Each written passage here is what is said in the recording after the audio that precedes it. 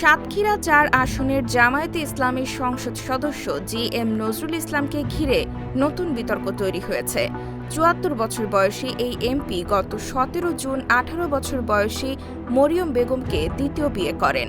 পরে তার জন্য একটি চাকরির সুপারিশপত্রে স্বাক্ষর করার অভিযোগও সামনে এসেছে। সুপারিশপত্রে মরিয়মের বৈবাহিক অবস্থা অবিবাহিত উল্লেখ থাকায় বিষয়টি নিয়ে প্রশ্ন উঠেছে।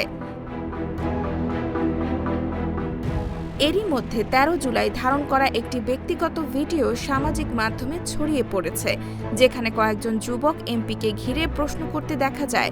ভিডিওটি ছড়িয়ে পড়ার পর শুরু হয় ব্যাপক আলোচনা সমালোচনা। প্রথমে ভিডিওটি ভুয়া বলে দাবি করা হলেও পরে জি.এম. নজরুল ইসলাম এটিকে আসল বলে নিশ্চিত করেন। তবে তিনি দাবি করেন এটি গোপনে ধারণ করা হয়েছে এবং তাকে ব্ল্যাকমেইল করে টাকা আদায়ের চেষ্টা করা হয়েছিল।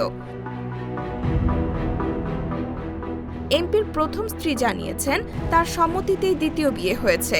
অন্যদিকে দ্বিতীয় স্ত্রী মরিয়ম বেগম বলেন তিনি নিজের ইচ্ছায় এবং পরিবারের সম্মতিতে বিয়ে করেছেন।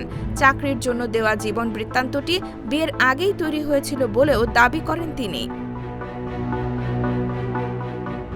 এদিকে জামায়াতে ইসলামের সহকারী সেক্রেটারি জেনারেল এহসানুল মাহবুব জুবায়ের জানিয়েছেন দল বিষয়টি পর্যবেক্ষণ করছে। প্রয়োজনীয় তথ্য উপাত্ত সংগ্রহ করে সাংগঠনিক নিয়ম অনুযায়ী ব্যবস্থা নেওয়া হবে।